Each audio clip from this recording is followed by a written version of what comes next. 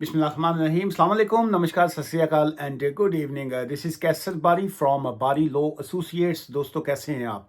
I do hope आप सब अच्छे होंगे। एक तो मैं बताना चाहूँगा कि जो हमारा करंट ऑफिस है वो बारकनन रोड से बिल्कुल उसके पास में एक फैगले रोड आती है जी, ब्रैडफर्ड में। हम वहाँ मूव कर गए हैं, तो जो नया एड्रेस है वो मैं नीचे डिस्क्रिप्शन जो है वहाँ पे भी मैं कर दूंगा, ताकि जो हमारे एग्जिस्टिंग क्लाइंट्स हैं उनको भी इंफॉर्मेशन मिल जाए कि हमारा ऑफिस जो है, जो मौजूदा ऑफिस से बिल्कुल 3 4 5 मिनट की ड्राइव के ऊपर जो है, बिल्कुल पास में ही हम मूव किए हैं जी। एक तो ये आपको मैंने अपडेट देनी थी। सेकंड ये है कि कुछ आप दोस्तों के सवालात हैं। ये पहला सवाल है, I'm on a student. क्या जी? I'm student. I have completed my studies. I have applied for PSW. I came with my spouse and dependent kids.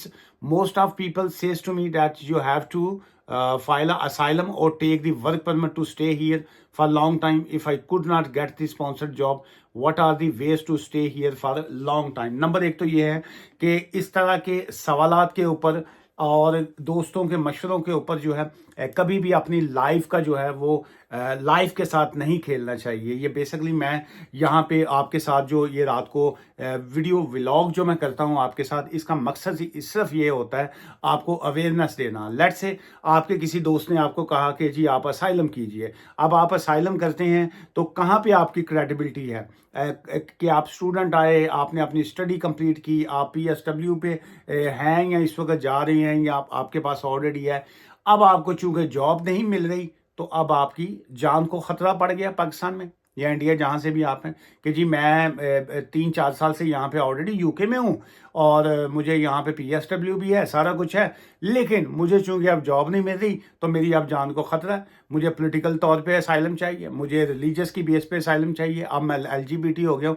कहाँ पे क्रेडिबिलिटी है भाई साहब आपकी? सो इसलिए जो है वो दोस्तों के उल्टे सीधे मशवरों के ऊपर कभी अमल नहीं करना चाहिए। स्टे को लॉन्ग कैसे करना है, लीगल एडवाइस लीजिएगा, नंबर एक। सेकंड ये है कि इसका शॉर्ट आंसर ये है कि आप PSW पे हैं, अपना वर्क वीज़ा लीजिए, मेहनत कीजिए, काम कीजिए, अल्टीमेट जो है वो आपका स्टे जो है वो लॉन्ग हो ही जाएगा। 5 ईयर्स का है वो, 5 ईयर्स के बाद ऑब्वियसली आप यू विल गेट ILR जो है। नूर इस्लाम साहब ने क्या जी, अस्सलाम वालेकुम sir, my asylum is refused and I am working in a security company on NI होता है जी, नेशनल इंश्योरेंस जो है, from last 6 months my SIA badge and asylum ARC valid. I don't have idea for this, what kind of issue I will be faced from home office and what solution of this? Thanks sir, please inform me की करना, मैं कोई ਤੁਹਾਨੂੰ कुंडा खड़का के तो inform करना। आप वकील, आपका असाइलम आपने किया, रिफ्यूज़ल आपकी आई, केस पता नहीं कब से आपका चल रहा था, सडनली आपने मुझसे 2 घंटे पहले एक सवाल उस पर कॉमेंट्स पे छोड़ के आप कह रहे मुझे इन्फॉर्म कर दें। इन्फॉर्मेशन ये है कि मुझे आपकी फ़ाइल का नहीं पता, और उसके लिए आप यहाँ फ़ाइल चेक करवाइएगा, लीगल एडवाइस लीजिएगा, यहाँ आपका जो करंट वकील है आप उसके साथ अपना केस डिस्कस करें। इन शॉर्ट इन्फॉर्मेशन ये है कि जिस वक्त किसी का असाइलम रिफ्यूज हो जाता है तो उसका टेक्निकली तौर पे जो उसका SIA का बैच होता है वो ख़त्म हो जाता है जी। डजेंट मैटर, आप चाहे अपील करें उसकी केस की या जो मर्जी करें, SIA का जो है वो आपको एक 28 डेज़ का एक नोटिस दे के उसके बाद जो है वो, अगर आप उनको प्रूव कर सकें कि जी कि आपका केस पेंडिंग है या क्या रीजंस हैं कि वो आपका सिक्योरिटी का बैच को कंटिन्यू रखें, अदरवाइज जो है जो ही असाइलम जो है क्लेम जो है वो रिफ्यूज़ल उसकी आई, आपका बैच जो है वो भी ख़त्म हो गया जी। अस्सलाम वालेकुम। ये क्या है जी कि असाइलम में काम कर सकता है बंदा, वो तो अलाउ ही नहीं होता, पता नहीं क्या लिखा है जी आपने। बहरहाल इन शॉर्ट ये है, आप आपके केस में असाइलम ख़त्म हो चुका है तो SIA का बैच भी ख़त्म हो गया। और ये जो दूसरे भाई साहब ने कहा जी कि क्या असाइलम के ऊपर जो है काम किया जा सकता है, असाइलम जब कोई विजिटर वीज़ा के ऊपर आके या इलीगल होते हुए, ओवरस्टेड होते हुए जिस वक्त असाइलम क्लेम करता है तो तब उसको ऑब्वियसली वो काम की इजाज़त नहीं होती। लेकिन अगर किसी के पास already previously permission to work होती है या जो उसका पहले का स्टेटस होता है ड्यूरिंग जब आपका वैलिड वीज़ा होता है, जब आप ड्यूरिंग अ वैलिड वीज़ा ही आपने असाइलम क्लेम किया होता है, तो जो आपकी परमिशन टू वर्क पहले होती है वो आपकी कंटिन्यू जो है वो रहती है जी। और hello sir, please advice in my case. मैं एडवाइस तो यहाँ पे नहीं कर सकता हूँ, यहाँ पे सिर्फ इंफॉर्मेशन मैं दे रहा हूँ। और ये इंफॉर्मेशन जो होती है ये according to my personal opinion के ऊपर होती है। It's not a legal advice. Legal advice कोई भी शख्स जो है अगर वो किसी भी सोशल मीडिया के ऊपर देता है तो वो गलत करता है, दैट्स अ इलीगल। क्योंकि एडवाइस वो होती है जब आप किसी की फाइल देखते हैं या किसी से प्राइवेटली या फोन पे या फेस टू फेस, जब तक आप उनका केस ना सुने, जब तक आपको पता ना हो वो कौन है, उसकी नेशनैलिटी क्या है, कौन से वीजे पे आया, कब उसका वीजा था, कितनी देर का वीजा था, कौन सी उसकी एप्लीकेशन पेंडिंग थी, सो उस वक्त तक किसी को कोई भी एडवाइस देना जो है वो टेक्निकली तौर पे रॉन्ग आ जाता है। सो अगेन, अब आपका सवाल को मैंने पहले करेक्ट कर दिया कि आपने कहा जी कि please advice me. So advice नहीं है, यहाँ पे इंफॉर्मेशन है। सेकंड, आपने लिखा जी कि visa category priority skilled worker visa from Saudi Arabia, application 22 October 2024, biometric 23 October 2024, received additional documents degree copy etcetera, required mail on 24 October. एडियां डेटा लिखियां ने अपना कौन ਇਹਦੇ ਤੇ ਪੜ੍ਹ ਕੇ ਤੁਹਾਨੂੰ ਕੀ ਕਵੇਗਾ। And I send the additional documents same time, what's the next, how long do I need to wait now.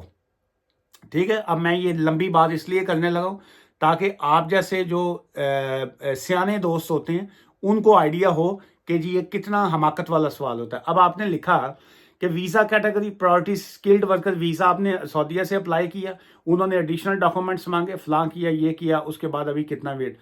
जो स्किल्ड वर्कर वीज़ा आपने अप्लाई किया वो कौन से डिपार्टमेंट का था मुझे नहीं पता। आपके पास क्या आपका कभी पहले यूके का कभी वीज़ा लगा हुआ था मुझे नहीं पता। आप मेल हैं या फीमेल हैं मुझे नहीं पता। आपके पास साथ में डिपेंडेंट थे या नहीं थे इस एप्लीकेशन के ऊपर मुझे नहीं पता।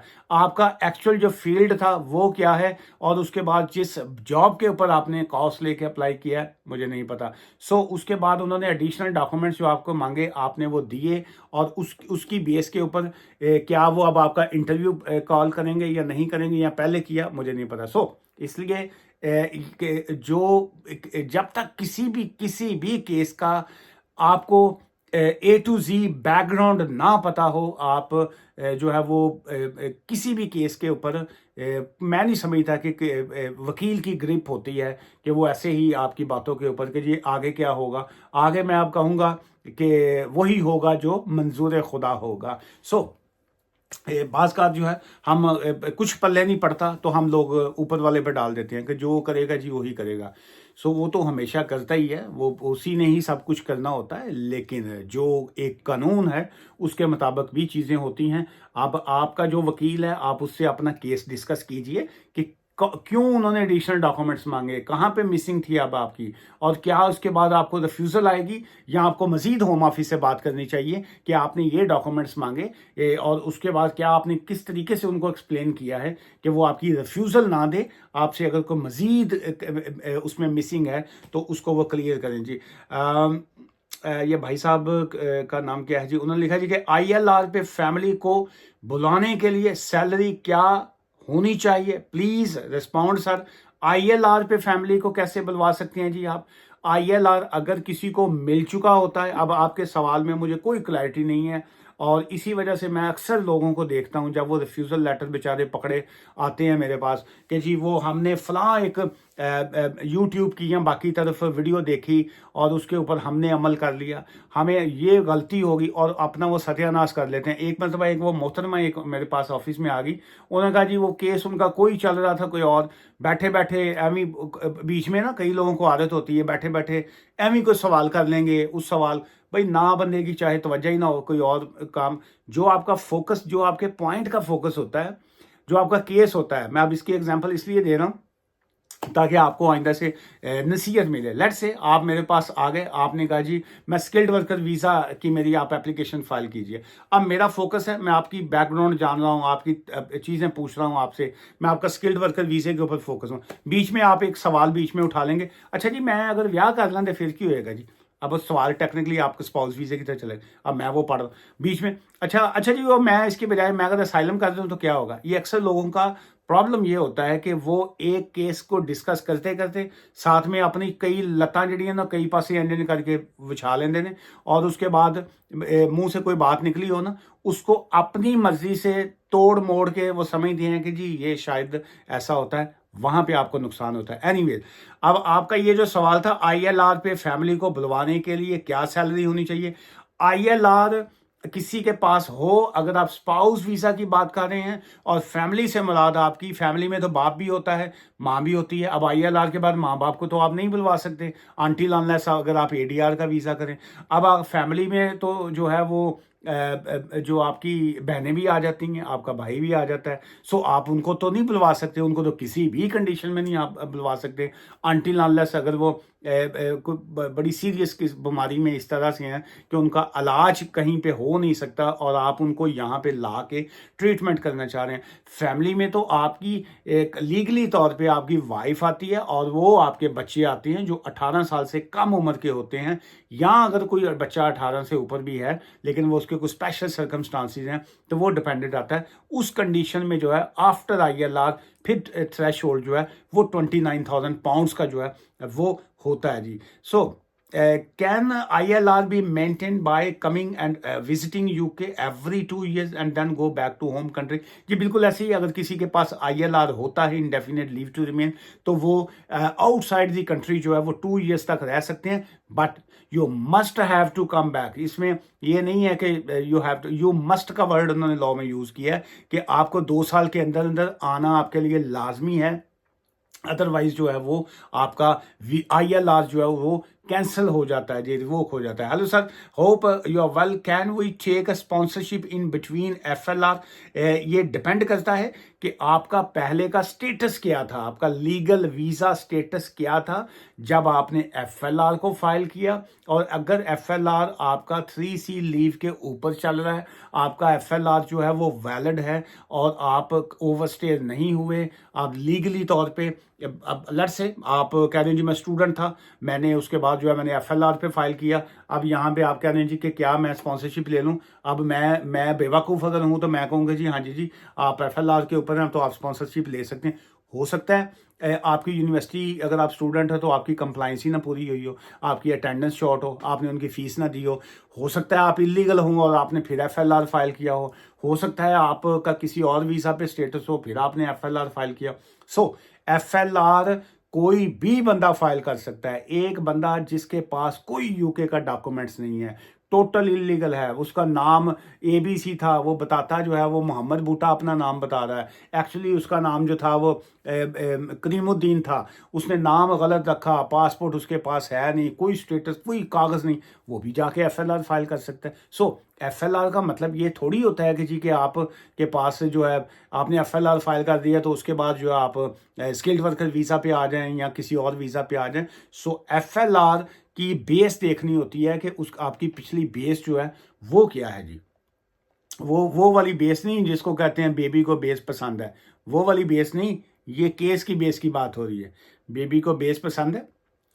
अच्छा सर, थैंक यू लिखा है जी, thank you so much for making a video and share daily life. जी बहुत शुक्रिया, ये आप ही के लिए उसामा जी मैंने बनाई थी वीडियो, जो कल पर्सनल व्लॉग आपके लिए बनाया था। चलिए जी, ये अब 2 सवाल और ले ही लूँ ये भी, ताकि ये कल के जो छोड़े हुए हैं आपने डन हो जाए। वीडियो तो 15 मिनट की होगी, लेकिन सर मैं वो स्विच और profession if we get curtailment letter like home care and IT any other, पता नहीं की लिखा है जी, तुसी पुठी सीधे लफ्ज़ स्विचिंग फ्राम, कोई मुझे आपके सवाल की टेक्निकली समझ नहीं आई। मुझे समझ ये आ रही है आपकी बात से कि क्या आपका वीज़ा अगर कर्टेलमेंट की तरफ जाता है तो क्या आप ड्यूरिंग कर्टेलमेंट जो है वीज़ा आप स्विच कर सकते हैं?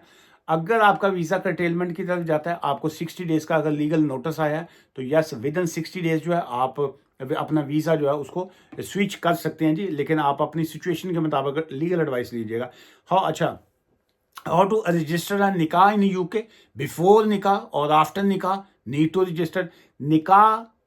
आज भी कोई भाई साहब की फोन पे अपॉइंटमेंट थी, वो निकाह निकाह के चक्कर 'ਚ ਪੈ ਰਿਹਾ ਕਿ ਜੀ ਮੈਂ ਨਿਕਾਹ ਹੋ ਜਾਵੇ ਤੇ ਮੈਨੂੰ ਉਹ ਭਾਈ ਜਾਨ ਮੈਂ ਕਿਹਾ ਤੁਸੀਂ ਨਿਕਾਹ ਕਿਸੇ ਨਾ ਕਰੋ, ਤੁਸੀਂ ਆਪਣਾ ਜਾ ਕੇ 7 ਫੇਰੇ ਲੈ ਲਓ, ਤੁਸੀਂ ਉੱਥੇ ਜਾ ਕੇ ਗੁਰਦੁਆਰੇ 'ਚ ਕਰ ਲਓ ਮੈਰਿਜ, ਤੁਸੀਂ ਆਪਣਾ ਲੱਤਾਂ ਤਾਂ ਕਰਕੇ ਖੰਭੇ ਨਾਲ ਲਟਕ ਕੇ ਭਾਵੇਂ ਫਿਰ ਤੁਸੀਂ ਕੋਈ ਮੈਰਿਜ ਆਪਣੀ ਕਰ ਲਓ, ਤੁਸੀਂ ਜੋ ਮਰਜ਼ੀ ਕਰ ਲਓ, ਨਿਕਾਹ ਗੁਰਦੁਆਰਾ ਆਪਣਾ 7 ਫੇਰੇ होम ऑफिस इन चीज़ों को नहीं मानता, वो उनको कोई इंटरेस्ट नहीं है कि आप वो ये उन्होंने आपको आज़ादी दी हुई है कि आपका अपना रिलीजन है, आप जो मर्जी कीजिए।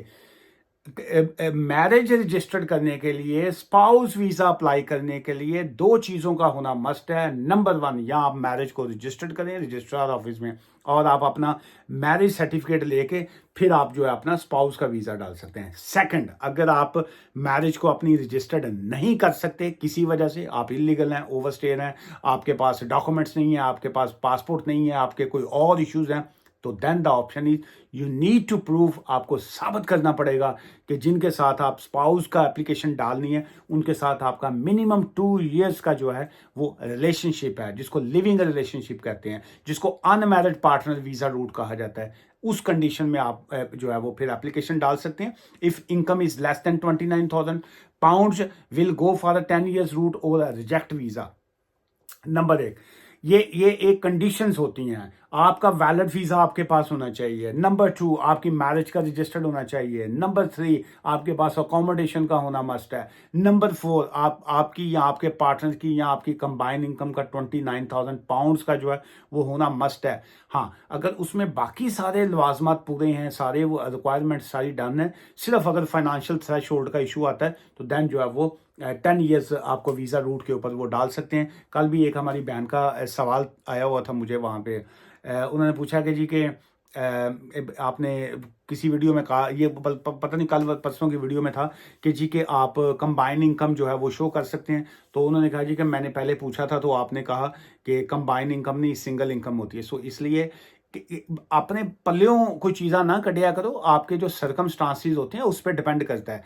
सो क्या सिर्फ सिंगल इनकम होगी? यस, सिर्फ सिंगल इनकम होगी। कहाँ पे होगी? डिपेंड करता है आपके केस के ऊपर। वो जब एक बंदा, मैं हूँ, मैं इलीगल हूँ, ओवरस्टेयर हूँ, मेरे पास जो है मेरे काम की इजाज़त ही नहीं है मुझे, अब मैं जो है वो स्पाउस वीज़ा किसी भी बेस पे या अनमैरिड पार्टनर पे कर रहा हूँ, तो अब मेरी इनकम कहाँ से मैं शो कराऊंगा जी? कंबाइन।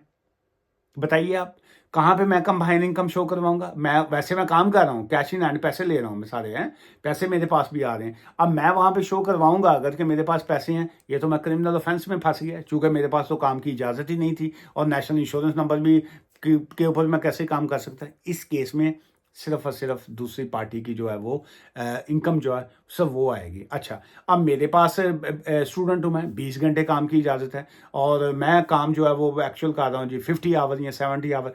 सैलरी में भी जो अकाउंट में पैसे हैं वो मेरे पास 50-60 आवर्स के आ रहे हैं। सो अब मैं इसको कैसे साबित करूँगा जी कि लीगली 20 आवर्स था तो 40 आवर्स में एक्स्ट्रा काम कर रहा हूँ।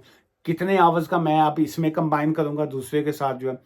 अब मैं यूके में हूँ ही नहीं, यहाँ मैं अभी यूके में हूँ, दोनों में एक तरफ आ जाते हैं। चलिए, मैं यूके में नहीं हूँ, मैं आउटसाइड दी कंट्री हूँ, मैंने यहाँ पे यूके में वाइफ है, वो मेरा वीज़ा अप्लाई करने लगी है, स्पाउस वीज़ा। मैं एप्लीकेंट, मैंने इंडिया पाकिस्तान से मैं स्पाउस वीज़ा अप्लाई कर। अब इस केस में सिर्फ और सिर्फ जो 29,000 सैलरी थ्रेशोल्ड आएगा वो मेरी वाइफ का आएगा, मेरा नहीं आएगा। उसकी वजह ये है क्योंकि मैं आउटसाइड हूँ, अब मैं ऑलरेडी इनसाइड द कंट्री हूँ।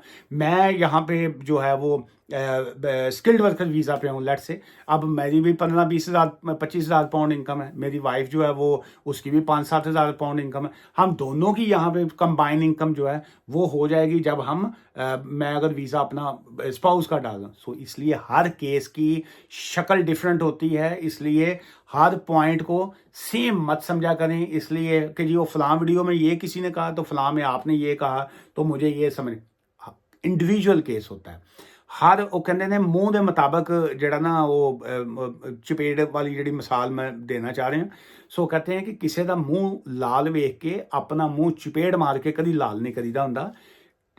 जड़ा वो खाईदा है अपना अनारा का जूस पीवीदा, सेब के मुरब्बे खाईदे ने, फिर उस तो बाद खुश रहना पैंदा है, झूठ सच छड्डना पैंदा है, फ्रॉड छड्डना पैंदा है। हसो खेडोगे तो फिर मूँह के उत्ते लालियां आनगियां मेरे वांगू। दुआवां याद रखियो। Take care, bye for now, thank you ji.